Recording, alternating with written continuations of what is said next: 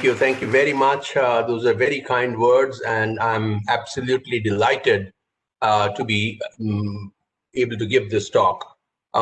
Just as a word of introduction, I have known your principal, Professor Chauhan, for a very long time, and we were discussing, and when she mooted this idea, I said that this is a great thing to do for the Star Colleges of Delhi, and I immediately reached out to the Academy Trust.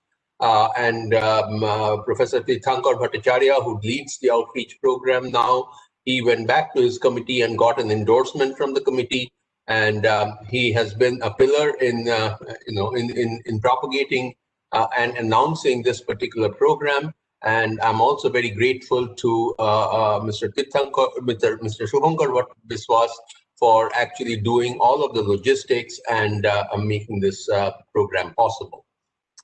When Professor Chauhan, when I was talking to her and she mentioned, some themes, one of the themes she mentioned was big data and data science. So I thought that I will speak on that. And I told her on day one that if this program happens, I will be the one to speak on that, primarily because I am formerly a statistician.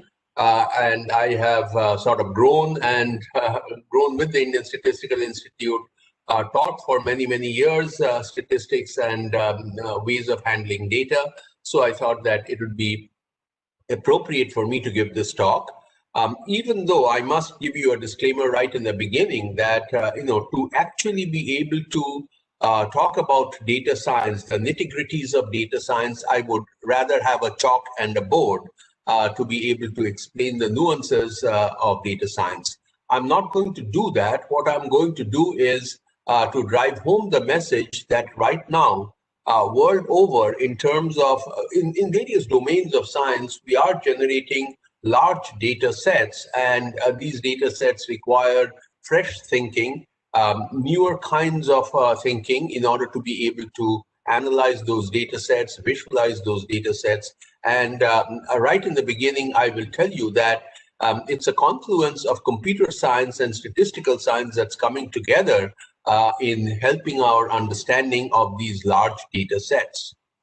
I'm going to focus myself on human health and disease, and you will see very soon that I'm going to even become more specialized and talk about genetics of cancer or genomics of cancer. But I'm going to make some general statements in the beginning and then move on to explain to you how data science, how large data sets have helped understand cancers of various kinds. I will start this talk with two stories, and I will also end this talk with two stories. So my first story, story number one, I'm going to show you some pictures and pose a question in each one of these stories, and then come back and wrap up these questions or these stories in terms of giving you the answers to these questions. Hopefully by then I would have convinced you that without large data sets, it wouldn't be possible to get a hold of any answers to these to the questions that emanate from these stories. So the first story is a picture that came in a very famous journal called the New England Journal of Medicine. This is a medical journal. It talks about human health and disease, and there was a picture of this particular person. This is, of course, an image of an individual. And each little dot in that particular black dot that you see in that image is a cancer. So essentially, this individual is so unfortunate that this cancer has spread throughout the body of this individual. The individual presented himself to a doctor, and I know that this is a man, presented himself to a doctor, and the doctor got this image done and was astounded that this cancer has spread so much. The doctor then prescribed a medication at a specific dosage for a specific period of time, which was short, which was like 2 or 3 weeks. And after 2 or 3 weeks, this individual's image was again taken, and this is what the individual's image looked like. All the cancers, you don't see any black dots anymore. The black dots that you see are essentially organs in this individual, but all of the cancers, the soft tissues that were black in this original picture are gone. So the cancer has evaporated, so to say, from the body of this individual because of this drug that the doctor chose. at a specific dosage that didn't kill the individual, and for a short period of time, 2 or 3 weeks, and the individual completely recovered from cancer. Now, whether it's recovery, temporary, permanent, we can debate about that, but it's astounding that all of the cancers are gone. Cancer tissues have gone. There came another individual, by and large, and I'm not going to show you a second picture, by and large with the same kind of a presentation of image. And that individual came to the same doctor. The doctor obviously prescribed the same medication at the same dosage for the same period of time. And at the end of that time period of taking that medication, another picture of that individual was taken, and this is what happened to that individual's image. So there was absolutely no change. So the question that we ask is, why is there a smiley face there and a sad face in the second individual? I'm not going to give you the answer right now. At the end of my talk, I hope that I'll be able to revisit this and convince you that it's a lot of data analysis, judicious ways of designing studies by which we can get answers to these difficult questions, such as why did this individual respond to that medication, and why did the other individual not respond to the medication? My second story is a personal attachment. This is a story of a teacher of mine at the Indian Statistical Institute. I'm obviously not going to tell you the name of this individual or what he taught us, but this is the story of a teacher at the Indian Statistical Institute who taught us. And he, of course, we knew that he was a smoker, a fairly heavy smoker, and he retired and then retired and was no longer coming to the institute. I was by then a faculty member of the institute. His wife was also in the institute, would work in the institute, and we were kind of colleagues in the same department. So one day I get a call from her and saying that, you know, her husband is ill and he has been ascertained to have cancer, and could I help her? Because I work in this particular area, I know the cancer clinicians in the city. So I took her and her husband to a cancer clinician, which is about 40 kilometers from where she lives. It's a cancer hospital, and the reason why I went to that hospital is because I knew the director of the cancer hospital. So this is what happened this morning when they went with me to the hospital. I see that she's talking to the doctor. The husband is on the hospital bed. She's talking to the doctor and walking down the corridor. And I'm listening to their conversation from behind. And this is what I listen to their conversation. So the conversation that I overhear is this. The doctor says, well, the patient has NSCLC is technical. It's non-small cell lung carcinoma. Just assume that it is lung cancer. So essentially, the doctor tells the wife that your husband has lung cancer. I need to put him on chemotherapy. Immediately, as soon as the wife heard the word chemotherapy, her tentacles ran high, and she thought that, you know, she would have to visit the hospital every day to be by the side of the husband when he gets his chemotherapy. They live far away, 40 kilometers away, so it would be a 80-kilometer commute every day, which in the city of Calcutta is not easy. So she asks a natural question. She says, can the chemotherapy be done at home? In which case she could take her husband home and do the chemotherapy and be at home rather than commuting the 80 kilometers every day. And the doctor reacts. The doctor says no. Then he says, wait a minute, let's check out his EGFR mutation status. So I'm not even going to tell you what EGFR is. I'm not going to tell you what mutation is at this stage if you did not know. So he says, let's check out his EGFR mutation status, and then goes on to say, if it turns out that your husband has EGFR mutations, then you can take him home and administer chemotherapy orally.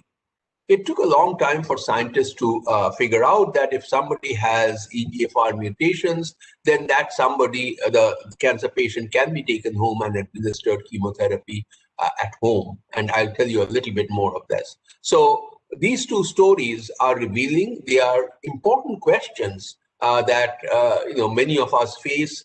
The first story is, of course, unless you are a doctor and you're a cancer doctor, a doctor who treats cancer, you wouldn't meet those kinds of patients. But the second story, I'm pretty sure, not the younger people in the audience, but the elderly people the older people in the audience would have met with this kind of a scenario, with this kind of a situation.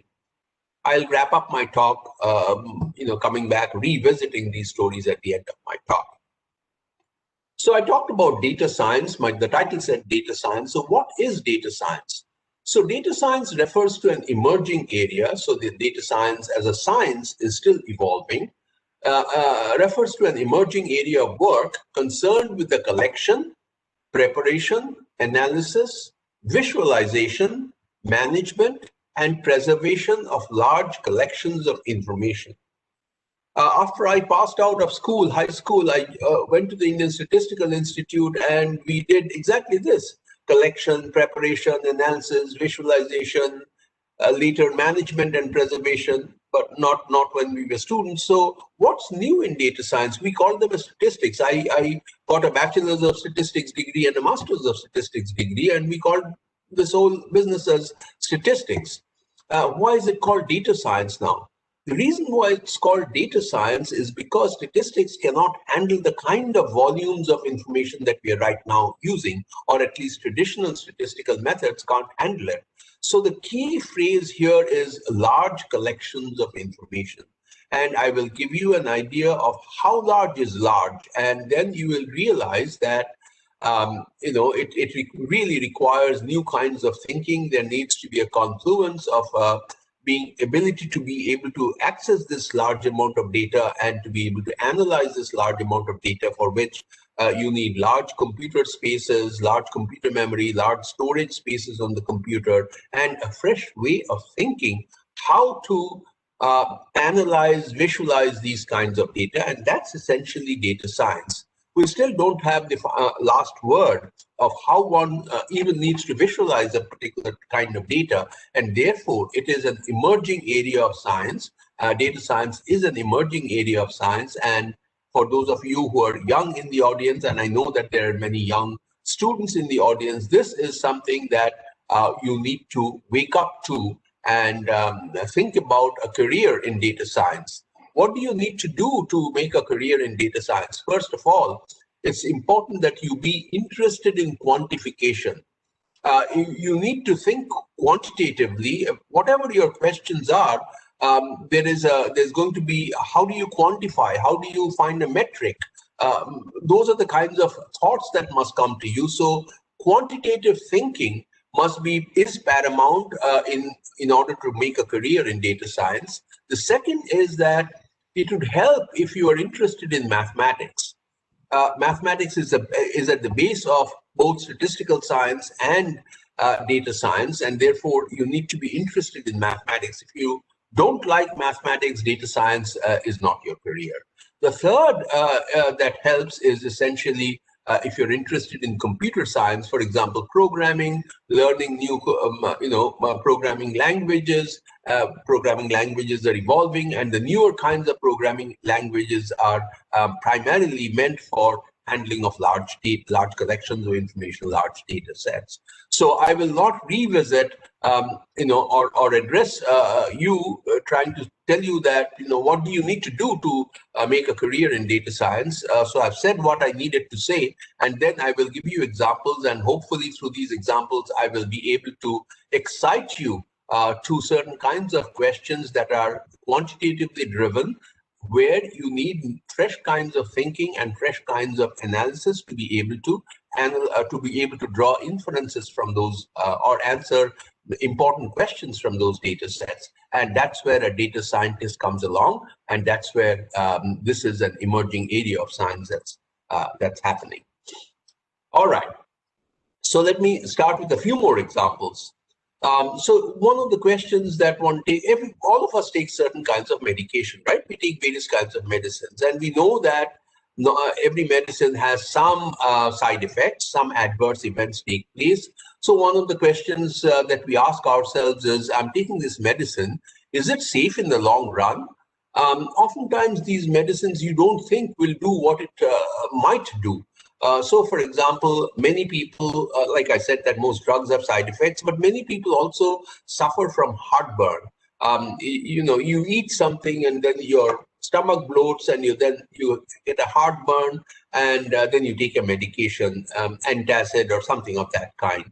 These medications, many of these medications are called proton pump inhibitors. So they inhibit something, they inhibit a particular kind of a component of your biological system, which is driven by proton pump. So those are inhibitors of those medicines inhibit the proton pump, because those proton pump activation leads to heartburn and those kinds of side ill effects of taking certain kinds of food. So you take an antacid or you take a proton pump inhibitor, and then what one sees is that some of these people who habitually take proton pump inhibitors, they suddenly die of a heart attack.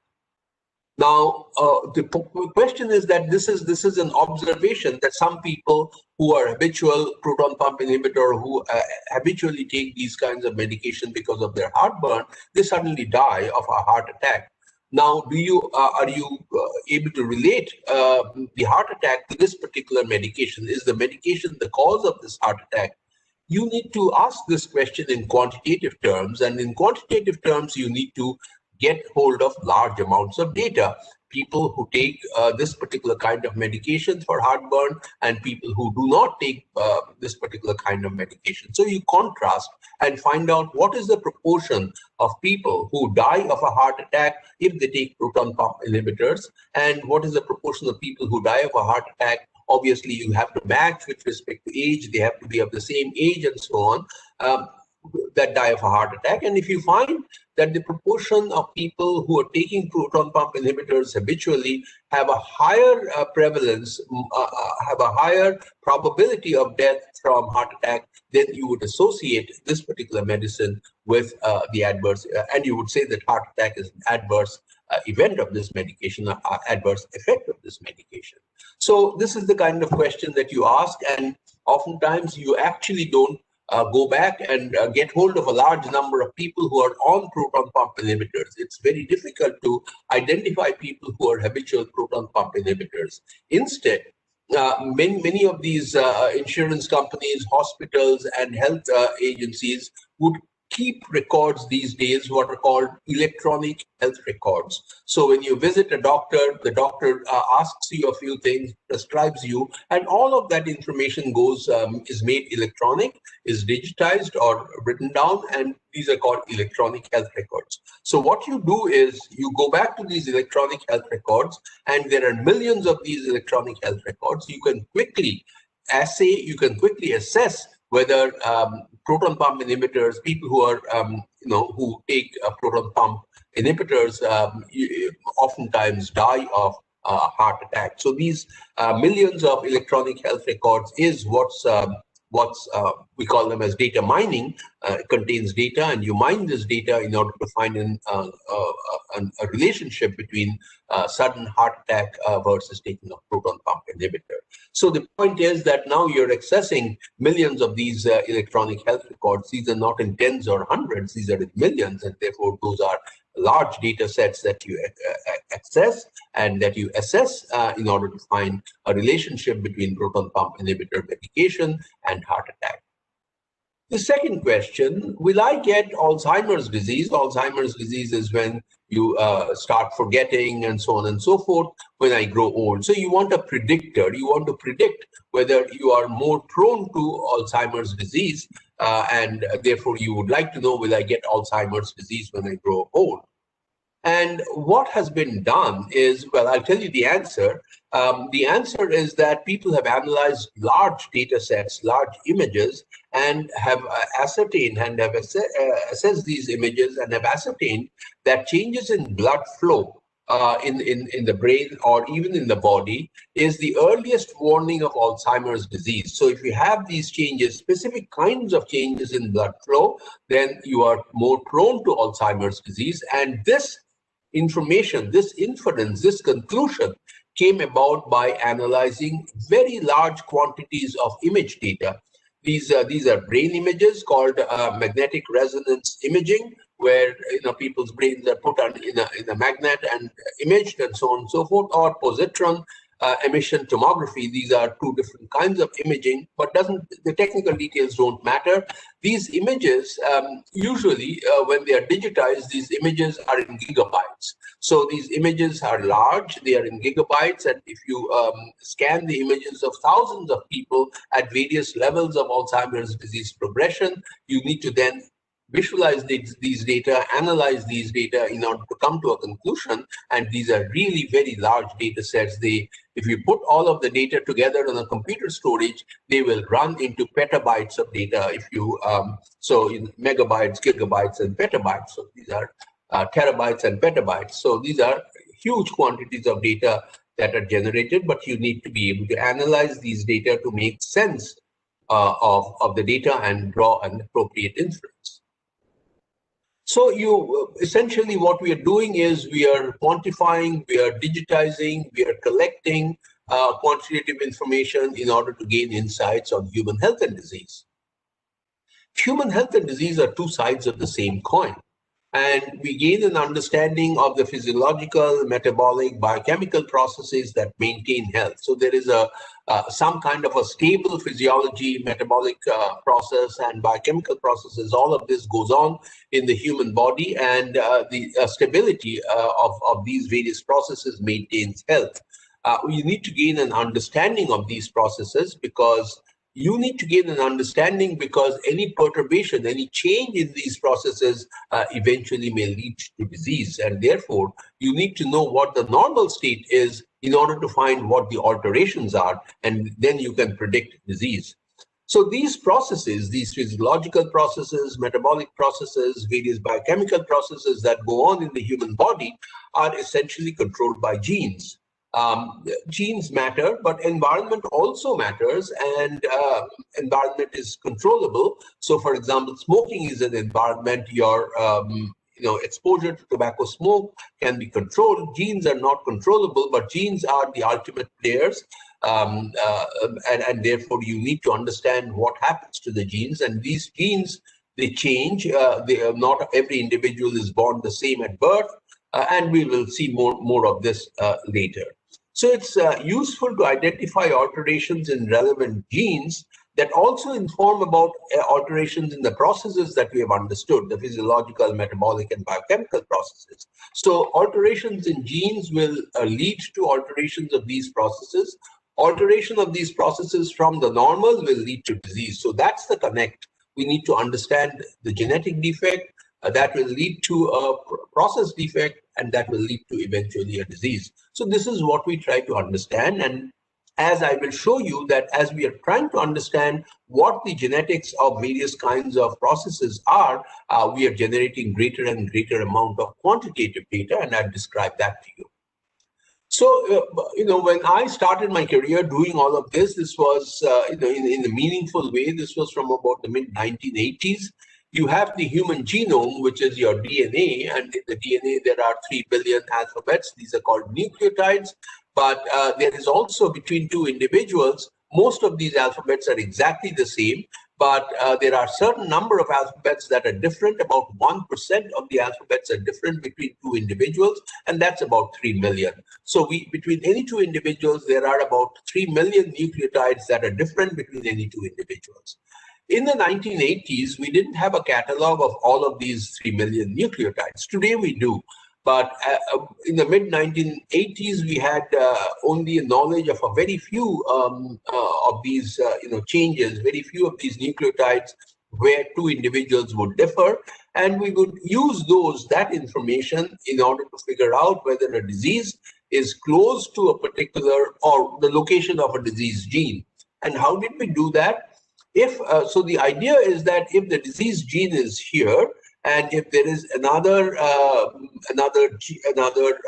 nucleotide here that differs across various individuals, then this will show an association with the disease. Individuals who have the disease will show one kind of nucleotide. Individuals who do not have the disease will show another kind of nucleotide, and that will happen more strong. This correlation or association will be more strong the closer the nucleotide, the differing nucleotide is with the disease-causing gene. And if the differing nucleotide is far away from the disease-causing gene, the association will weaken, and it will be more difficult to identify the disease-causing gene. So what we want to do is we want to identify the disease-causing gene by looking at associations with those points in the genome, points in the human DNA where there is variability across individuals. And these were very few. And because these were very few, we would look at transmission of these genes with the disease, of these variant nucleotides with the disease as they run in families. But again, family data are hard to collect. The total number of these variant points that we had catalog of was small, and therefore we were essentially generating small amounts of data. So, like I said, proximity matters, and if there is a gene here, if there is a variant nucleotide here, it would show greater association with the disease than a variant nucleotide which is far away from the disease-causing gene. And so we look at these associations and reverse our argument and say that if the disease is associated with a variant nucleotide, close variant nucleotides more strongly, then the disease-causing gene must be in close proximity with that particular nucleotide. So it's an argument reversal. But again, this is something in the mid-1980s where we had a very small number of these, catalog a very small number of nucleotides. This strategy dominated the field from about mid-1980s to the late 1990s, and then there was a revolution that took place. I'm not going to get into the technology of the revolution. There was a revolution in technology that allowed us to be able to interrogate, first of all, catalog hundreds of millions of markers. Like I said, there are 3 million variant nucleotides. We were able to catalog almost all of them because of the technological revolution, and we moved from hundreds of nucleotide variants to millions of nucleotide variants that are called markers. These are called markers because these mark the position of the disease gene, and therefore they are called markers.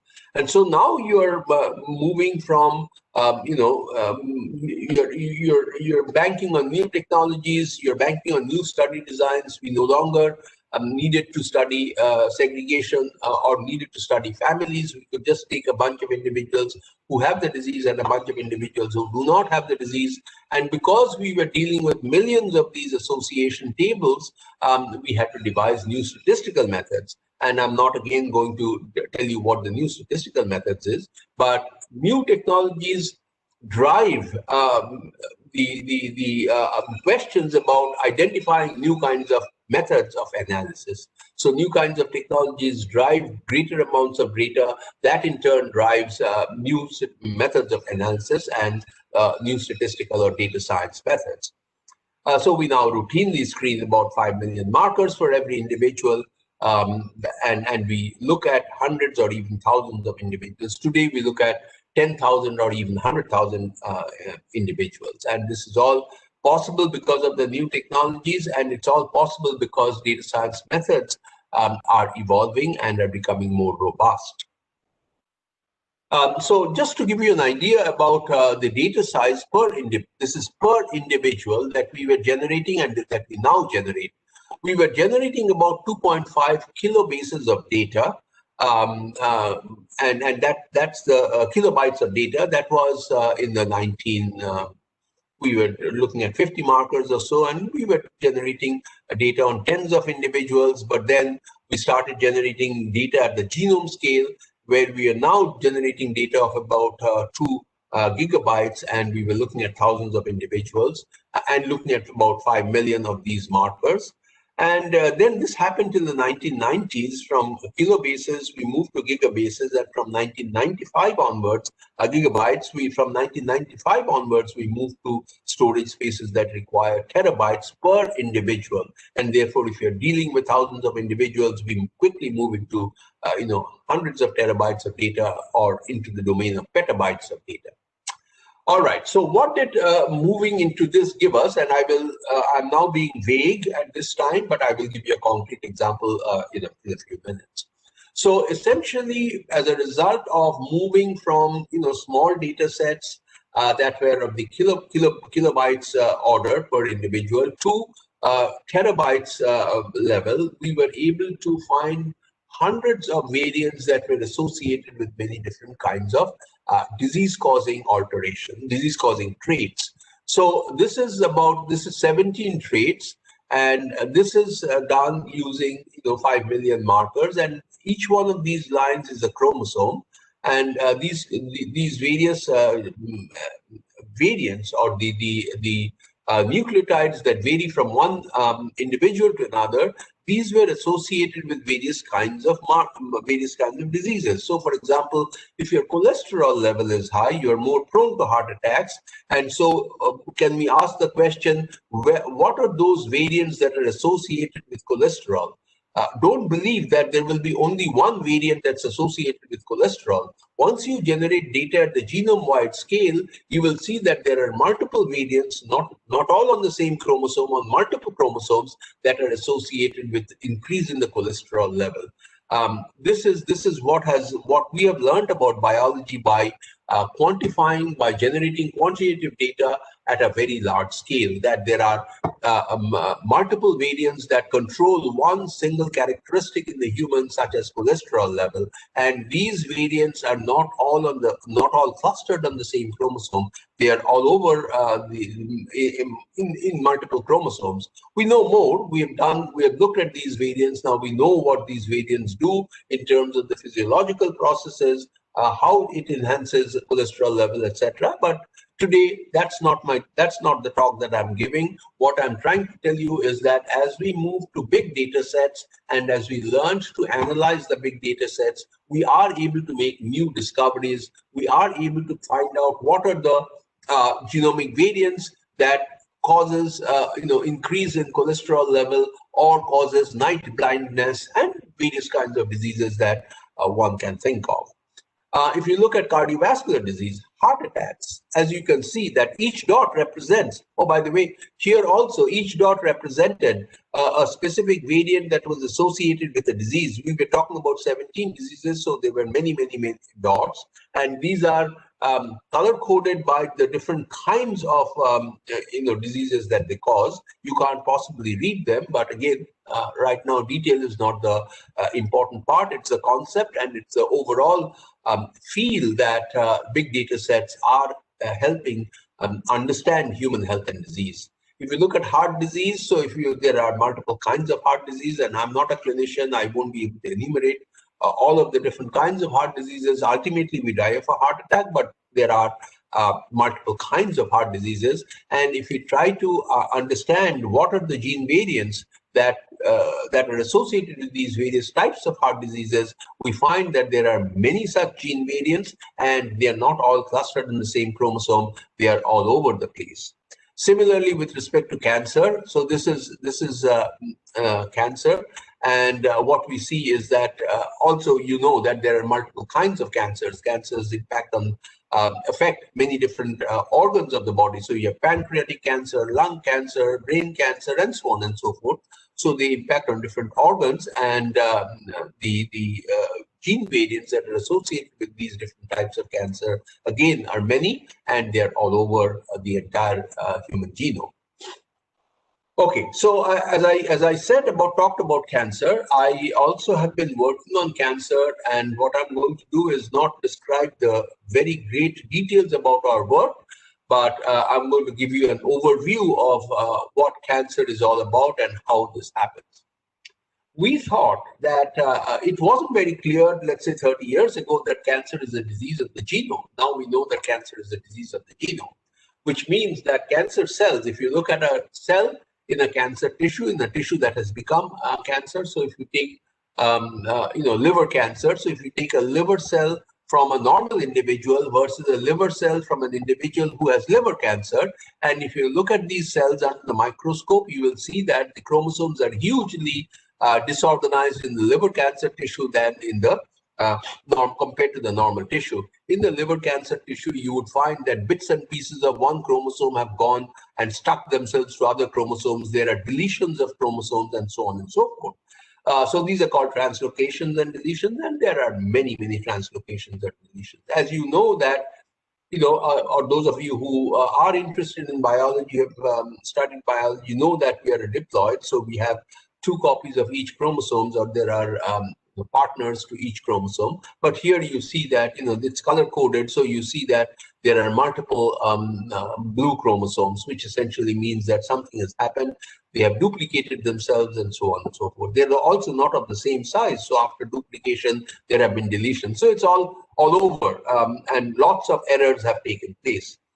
So, and one of the hallmarks of cancer, because of all of this, is that cells forget to die, and they just keep multiplying, and it's unregulated cell growth. Cell growth happens 1 to 2 to 4, as we know, that it's like a binary fission. That's how cells grow. But in malignancy, in cancer, there is complete dysregulation of cellular growth. It's all unregulated cell growth, and these have been eventually. We are able to see that there are these are caused by DNA changes, and these DNA changes, some are inherited, and they are called germline, but most of them are not inherited, and they are called somatic. So if a change takes place in a cell that's in the body, let's say in the skin cells don't participate in the process of reproduction. They don't get transmitted from parents to offspring. It's only in the germ cells, the sperm and the ovum in the human, that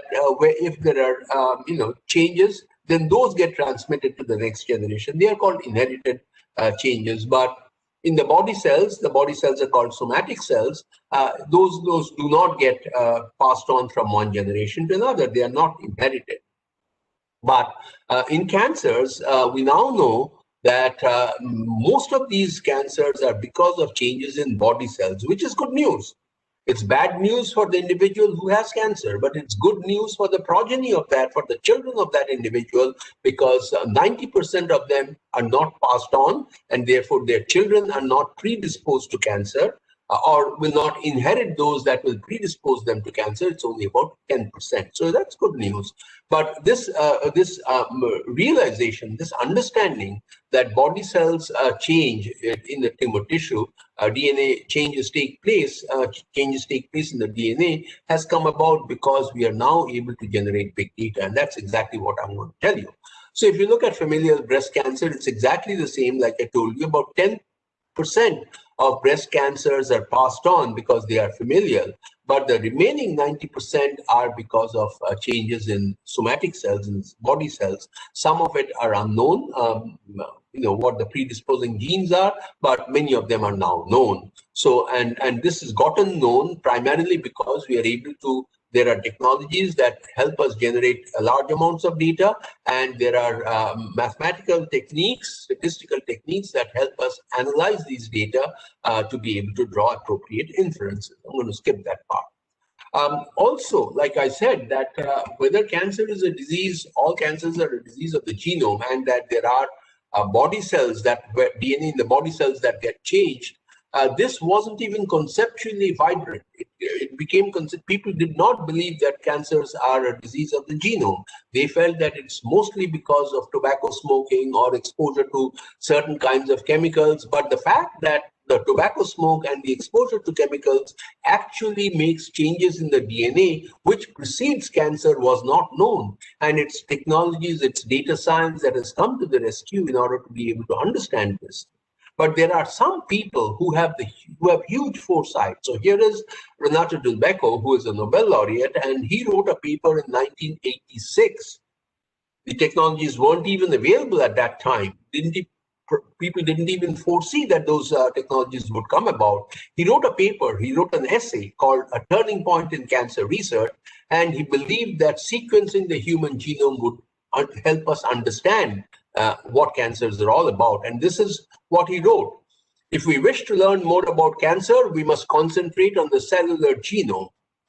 We have two options, either to try to discover the genes important in malignancy by a piecemeal approach, or to sequence the whole genome. So you can either sequence the whole genome or do it in bits and pieces. And he said that sequencing the whole genome would be useful. And he said it would be far more useful to begin by sequencing the cellular genome.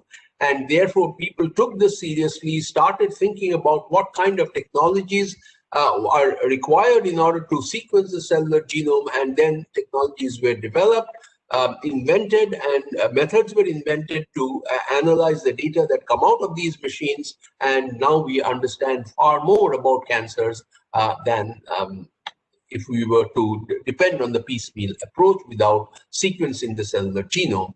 This has also been possible because of decreases in cost of sequencing. So this is 2020. In 2020, we can sequence a human genome at a price of about $1,000. But when the first human genome was sequenced, it took $3 billion. So from $3 billion to sequence one genome to $1,000 to sequencing a human genome in the 1920. So we are talking about 30-year time span where the cost of sequencing fell from $3 billion to $1,000. We still can't sequence the human genome at $1,000 in India, but we can do it at about $1,500 in the institute where I belong. But we don't, if the price didn't come down, then we wouldn't even been able to sequence one single cancer patient in India if the cost was like $3 billion. We participated, we meaning India participated in one of the most ambitious biomedical research efforts since the Human Genome Project. The Human Genome Project sequenced the first genome of a human at a cost of $3 billion. But then that was called the Human Genome Project. Then an ambitious project was undertaken where we were trying to sequence the cells of cancer patients drawn from the cancer tissue of that particular patient. The world came together. It's called the International Cancer Genome Consortium. India participated, and India participated with oral cancer because that's very, very highly prevalent in India.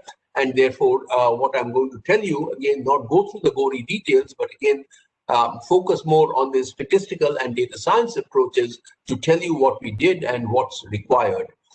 Before I get into that, there are now even bolder projects. There are people who are thinking about doing 10,000 genomes, and 10,000 genomes have already been done. People in England have launched a project. There's an enterprise called Genomics England, where they have launched a project where they are sequencing 100,000 individuals, and these 100,000 individuals come from the National Health Service, and these patients are affected by a rare disease or cancer. So the hope is that by sequencing these large numbers of patients and comparing their genomes with the genomes of normal individuals, we will be able to identify genes that predispose or that cause the disease, a rare disease or cancer. So the point that I'm talking about, that I'm trying to make is that reduction of costs, access to technologies, access to statistical methods of analysis, data analysis, have made us become very, very bold. And we are now able to think about drawing 100,000 individuals and sequencing their genomes and relating the data of these 100,000 genomes with their disease or normal backgrounds. So this is really bold. This is going hugely forward. And there are already fruits of all of these efforts that are coming in, that are actually coming in. So there are in data science, we talk about 4 V's, and these are the 2 V's. One is the volume, data volume. As I showed you, we are moving from kilobases to kilobytes to terabytes to petabytes of data. There is also veracity, which essentially means that there is some amount of uncertainty of the data as we are drawing these larger numbers of individuals. All these individuals would not have been exposed to the same kind of environment. There will be heterogeneity in the kind of environment that they have been exposed to. Some would be smokers, some would be non-smokers, some would take alcohol regularly, some would not, and so on and so forth. And these all would have major implications on their genomes, on the variations in the genomes, and it is for the data scientists to figure out which of these variants are actually related to the disease and not to intake of alcohol. So you need to sort of weed out the impact of alcohol and look at which particular variants are associated with disease. It's not an easy enterprise. It requires, because of the volume of data, it requires innovative ways of thinking, innovative ways of analyzing the data in order to draw the right conclusions from the data. So that's in the face of noise, the experiments would be messy. So there will be noise in the data, there will be heterogeneity in the data, and you're supposed to draw valid scientific inferences in the face of the noise and heterogeneity, and therefore that calls for innovative ways of analyzing the data. Big data is really getting big. So I talked about the human genome, which has 3 billion alphabets. We now talk about not just genomic, but also epigenomic and transcriptomic. Transcriptomic is gene expression, but again, I'm not going to get into these biological details. These are all important for us to be able to understand human health and disease. And it's not static. It's not like one point of time that we generate this data, especially, well, genomic data is static. What you're born with, you remain, at least in the germline, but the somatic data get changed, and the epigenomic data and the gene expression data gets changed depending on what your age is, what your gender is, what kind of exposures you have had to different kinds of environment, and so on and so forth. So it's tissue dependent, it's time dependent. So there is a lot of variables that impact on these on the data that we're trying to generate, and to be able to draw valid scientific inferences, we have to take all of these into account. First of all, generate data from all of these backgrounds, and then be able to take this these variabilities into account in order to be able to draw valid scientific inferences. So these are big data. And then there is the microbiome, which is, if you look at the skin, there's a lot of bacteria on the skin. The amount of DNA that these bacteria have on our bodies far exceeds the the amount of DNA that we have in our own cells. And that creates another big issue in terms of analyzing the data. I'm going to skip this. I'm also going to skip this. So I talked about 2 V's. The third V is variety. So I talked about exposure to environments. I talked about sampling of various kinds of tissues for different diseases, etc. So there is a variety, not just, and I talked about genomic data, and I talked about gene expression data. They are quantitatively, they are different. And therefore, the nature of the quantitative data that we generate are different. And so there is a variety of data. So that's the third V. And the fourth V is time. I'm not going to explain all of the different components of this data, but here is a portion of the data where you have time, a time dimension to this. And so especially with respect to gene expression, that's not static, and you need to study gene expression levels over time. And that brings in the fourth V, which is velocity. Depends on what kind of disease you're studying. If you're studying an infectious disease, the velocity needs to be really high. You need to be able to sample individuals very rapidly. Individuals who are getting into a septic shock, and they get into a septic shock very rapidly, and the septic shock happens because you're infected with some microorganisms, and then you need to sample these in order to sample these rapidly in time to be able to find out whether which particular microorganism is actually the culprit in bringing the septic shock in you. So velocity matters. So these are the 4 V's of big data: volume, variety, veracity, and velocity. Veracity and velocity. So you need to deal with all of these, and primarily technologies are available, but what is not available is not yet available in a foolproof manner is how do you analyze these the data of these volumes that also have these other kinds of components built in, the other 3 V's built in.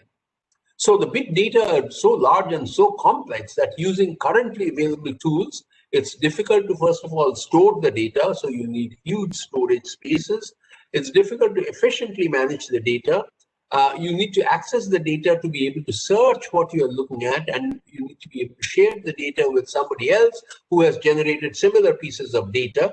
And so you need to be able to access these easily. And here comes computer science, here comes ways of data compression, and all of this is important. You need ways of visualizing the data to be able to use different kinds of graphics tools and colors to be able to visualize the data such that important components, important facets of the data become visually attractive, and you can draw inferences more easily. You need to analyze the data more statistically in order to draw inferences, and these inferences have to be drawn rapidly. You can't say that I've generated the data. Somebody is getting into a septic shock. You can't say that I've generated the data on the microorganisms today, and well, it will take me 3 months to be able to analyze the data. Man, this guy would be dead. We need to make this person survive. So we need to quickly draw certain kinds of inferences, which microorganisms are leading to this septic shock. And if you are able to control the microorganisms, then we might be able to save this individual from death. So you can't say that, well, you give me the data on the various kinds of microorganisms, it will take me 3 months to analyze the data. By that time, this guy is dead. Useless. What does it help to analyze the data after this person is dead? Because we collected the data in the first place to be able to save this individual from death. So it's very rapidly, you need to get hold of data science tools such that you can draw appropriate inferences, important inferences in a very short time. And that's data science in human health and disease. That's very important. I'm actually going to skip. I think I will run out of time, so I'm going to skip all of this. All that I'm trying to say here is that, I talked about whole genome sequencing, the 3 billion nucleotides that we have, and we place them side by side like A, C, G, T, C, C, T, A, T, etc. This is what we want to read. This is if you put them side by side, this is a linear string that has 3 billion alphabets. We can't read all of them in one go. So what we do is we can't even technologically read them in one go. So what we do is we split the genome into smaller fractions, and then use these smaller subfractions to be able to sequence the smaller subfractions. And then we are faced with multiple computational statistical problems to be able to piece these together. And you need to piece these little bits and pieces together such that you recreate the original linear string, and that's not easy. It is a tough problem, but the tough problem has been solved. There are two parts to it. One is an assembly, the other is an alignment, and it is a difficult problem. The difficult problem has been solved, but there are other kinds of data science problems that arise because we are now generating data not on one individual, but hundreds of thousands of individuals, and those kinds of data require fresh thinking and fresh ways of handling. I'm going to skip these. Using these data science tools and using these technologies, we are trying to make medicine personalized, so that the medicine that's given to you is so personal that you will not suffer from any adverse events. It will be predictive whether or not you will recover, and so on and so forth. So this is called P4 medicine, which is personalized, predictive, preventive, and participatory.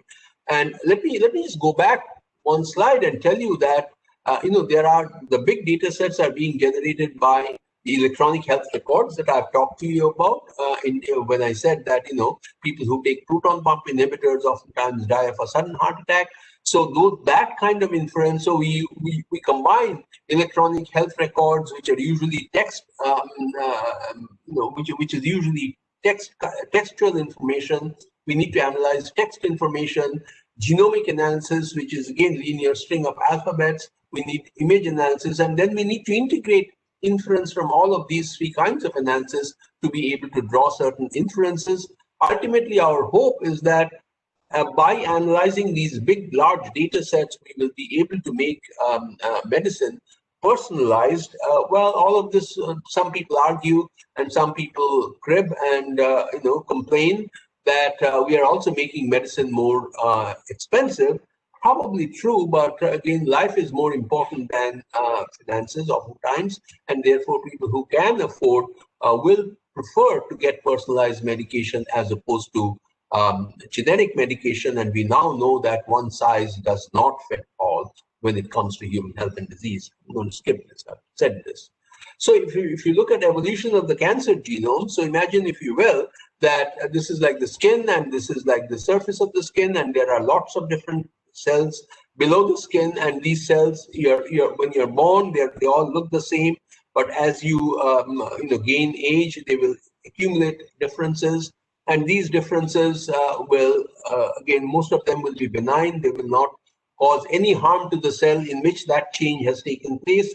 And then more of these changes happen in the DNA of those cells, of different kinds of cells, and these are usually mostly benign. Sometimes a mutation, sometimes a change happens and it causes a proliferation of one cell in a non-standard way. A standard way is 1 cell to 2 cells to 4 cells, etc. And here is a sudden in the growth of cells. So it's an unregulated cellular growth. But again, many of these are small kinks and bumps that happen in our body, and we are completely oblivious to it. It doesn't cause any harm to us, and therefore we might not even take cognizance of these various kinds of DNA changes that lead to this kind of small unregulated cell growth. So this happens all the time in our body. So here is another mutation, another change that took place, and it led to unregulated cell growth, but then it got arrested. It's self-limiting, it got arrested, and it caused no harm to the individual. Another change, DNA change, took place in the background of 2 other changes that had taken place earlier. But this change is very different from the previous changes because it led to a huge proliferation, a huge unregulated cell growth that eventually led to malignant cancer. So while we are not interested in the yellow change, in the black change, in the white change, etc., we are interested in this red change because this red change led to malignancy, and we call this change as the change that drove this particular cell to becoming a malignant cell. So if we want to know which variants actually drive cells to becoming a cancerous tissue, we need to identify these red cells. And this is what I have been doing for the last 10 years or so with respect to oral cancer. And we sequence genomes of cancer patients from the tissues and from their normal, from the tumor cancer tissue and from the normal tissue, and compared them using, again, statistical data science approaches, and identify these red changes that actually drives the cell to becoming a malignant tissue. So that's so those are called those are the genes and genomic alterations that drives a cell to becoming a cancer tissue. I've said these before, so I'm going to wrap up. As a result of all of this understanding, we now understand a little bit more of the genomics and how that genomics impacts on biology as well. So here is something that I will tell you about. It's a gene that's called BRAF. Again, I'm not going to tell you what it does, but essentially what it does, the details of what it does, it's called BRAF. This cell actually moves cargo from outside of the cell to inside of the cell into the nucleus. And there is a lot of cargo that moves from outside of the cell to inside of the cell. And this movement of the cargo takes place through various kinds of proteins. These proteins are manufactured by genes, and these genes in the normal, when they have the normal sequence, they do their work properly. When there is a mutation or when there is a change in that gene, that leads to a change in the protein, and that protein then behaves abnormally and does not do its work well. So here is BRAF. In the normal cell, it moves cargo from outside of the cell to inside of the cell. And this happens, it moves the cargo from outside to inside. And then in some individuals, by a random chance or by exposure to such agents as tobacco or some other chemicals or something, this BRAF gene gets mutated. And once the BRAF gene gets mutated, it's unable to perform its regular function. So its regular function is to move the cargo inside of the cell, and this cargo would tell the cell when to stop growing and when to grow. But when there is a mutation in BRAF, this normal process of movement of cargo stops, and as a result of which the cell then forgets to stop growing, and it grows and grows and grows. And I've already told you that unregulated cell growth is a hallmark of cancer. So this unregulated cell growth, because of mutation in the BRAF gene, becomes a cancer cell. And therefore, we are now able to associate the formation of the cancer cell with a mutation in the BRAF gene. So this is very important. And why is this important? I will now, so then if you can get hold of a drug that will stop the impact of the protein that the mutated BRAF produces, if you can stop the negative impact of that mutation, then you are able to restore that cell, and the cell will probably not grow and grow and grow. It will stop. It will behave like a normal cell, or at least it will not have an unregulated cell growth. So to understand the mutation and to understand what that mutation does, that helps in identifying drugs, and that eventually helps in control of cancer. Even though we can't really claim that cancer is a treatable disease, at least we can control cancer and for some period of time give relief to the individual who had cancer. So I come back to my first story. In the first story, it was, you remember this individual. This individual had that kind of an image where this cancer was spread all over the body, and the individual was treated with a drug called vemurafenib. Vemurafenib is a BRAF. So this individual had a mutation in BRAF, and that knowledge helped the doctor to prescribe the right drug that will only act on the mutant when there is a mutation in BRAF, and will not act when there is no mutation in BRAF. So this individual was lucky. The individual has had a mutation in BRAF. That understanding led to the discovery of a drug called vemurafenib. The doctor knew about it and provided that drug, and the individual's tumor was gone. All the cancer was gone. This individual, unfortunately, did not have a BRAF mutation, and the doctor prescribed the same drug, and the individual did not benefit from that particular drug, and therefore remained in the same cancer state, unlike this individual. So like I said, that why was there a smiley face there and a sad face there in the second part of the bottom part of the story? The reason being that the smiley face was because we learned about genetics, we learned about genomics, we learned how to analyze big data, and that's how we were able to identify that the first individual had a BRAF mutation. We had the technologies to identify the BRAF mutation, and then people with that knowledge discovered a drug, and the doctor was able to prescribe that drug. In the second instance, the unfortunate part is that the individual did not have that mutation, and therefore would not gain anything by administration of the drug, because that drug only impacted on the gene, or impacted on the function of the gene that had the alteration or the mutation, and would not work on the gene that did not have that alteration. So genomics, understanding of genomics, and genomics would not come to the stage where it is now without generation of data, without our ability to develop methods where we can analyze large data sets. Genomics is now driving cancer therapy. So we are able to treat cancers using knowledge of genomics, and this knowledge could not have been acquired without our ability to draw appropriate conclusions using appropriate data science methods from the large data sets that are generated. Come to the last part of my story number 2. This is a gene called EGFR. It's called epidermal growth factor receptor. Don't worry about what it does, but all that I will tell you is that there are these domains where if there are mutations, these mutations behave in very strange ways in causing cancer. And because we have understood the nature of those mutations and the function of those mutations, there are now drugs that are available to prevent the negative impact of such mutations, and that's a drug. Originally, one would be a cancer patient would be given a drug called cisplatin, which is an injectable drug. And now, because of this understanding that there are mutations in EGFR, and there are now drugs that are, so cisplatin is a generic drug. Afatinib is a drug that only acts when there is EGFR mutation. Remember what the second story was? The doctor told the wife of the patient, no, you can't take him home, but then said, wait a minute, let me check out his EGFR mutation status, and then went on to say that if he has mutations in EGFR, you can take him home and administer chemotherapy orally. And this is exactly where we stand today, that there is a drug called afatinib that will work only when there are mutations in EGFR, and it works for lung cancer, which is what the patient had.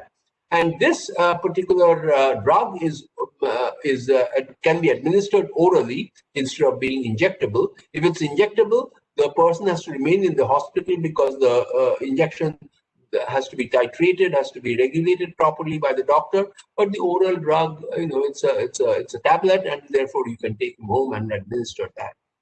So first of all, it's orally administered, and therefore the wife was able to take him home. Incidentally, my teacher had EGFR mutation, so he was brought home. He was given this oral drug, which actually is more efficacious. The response rate is 56% for the oral drug as opposed to the injectable drug. And then he survived for many months. He survived for over a year, and the median survival for patients who are on this oral drug because of the EGFR mutation is about a year. And my teacher survived, I think, 14 months and was on oral chemotherapy. And so you see the impact of genomics on cancer care.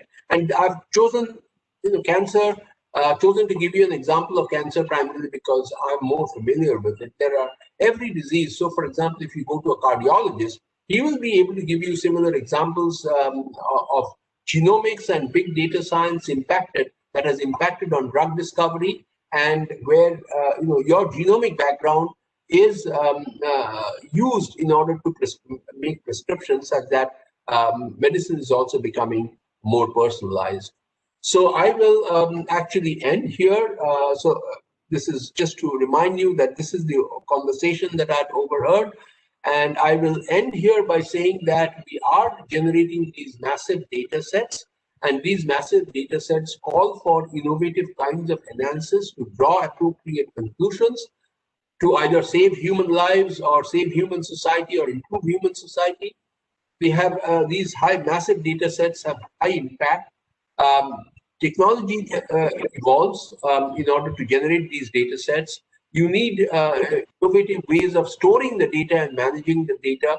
So, for example, there are various data compression algorithms, very intelligent data compression algorithms that have come about, where to store 1 terabyte of data, what you needed an amount of space 10 years ago, today you need only 1/10 of that space, because that data can be compressed and stored in such a way that you do not need so much of computing space. You need to share these data sets, so you need secure, very high-speed data transfer, and that's also technology-driven, that's software-driven. And finally, once you have done all of this, put the data in appropriate places. You need appropriate statistical and computational methods to draw inferences from the data. I was going to give you an example of a statistical and computer science confluence, a method that arose as a result of computer scientists and statisticians coming together. But then I thought that I'll refrain from doing that because many of you may not actually be initiated in the background that's required in order to understand that. Many of you may not be initiated, and I so refrain from doing that. So computer scientists and statisticians are coming together in order to develop various kinds of methods of analysis of data, where these are being done very intelligently and innovatively. So I will stop here saying that there are now, data science is now spawning scientists who have no barriers. You can actually sit at home, and because of the very high-speed data transfer and data access, you can actually sit at home, work with a bunch of people using data science methods that can be applied on large data sets, and you draw important inferences in science. So you have no barriers of movement. You don't really need to move from one place to another to draw appropriate inferences in science. All of this, of course, calls for a huge amount of innovation in finding appropriate methods of handling data, visualizing data, analyzing data. And this data science is now becoming a very, very important component of science, and of all fields of science. I've only given you in human health and disease. You can gaze at stars, astrophysics, nuclear physics, all of these, every domain of science is generating big data sets, and therefore data scientists are in great demand. So if you, like I said in the beginning, if you're interested in quantification, if you're interested in mathematics, and if you have some taste for computer science, data science is something that you need to think of as a career. And it's a very lucrative career. There are going to be many jobs in data science, so think about it. And I thank you for your attention, and I hope that I've been able to impress upon you that data science is interesting. Thank you very much.